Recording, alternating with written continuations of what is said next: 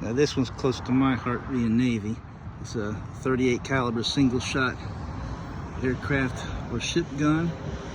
You just see this sitting on the deck of a destroyer or a battleship. They use these extensively during World War II. So I guess the guy would sit back here somewhere. See if I can get a better view of it from this direction. So look at that breach back there. Wow.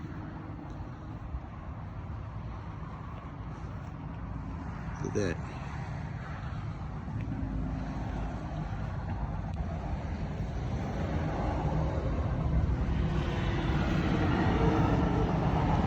I would not want to have that pointing at me.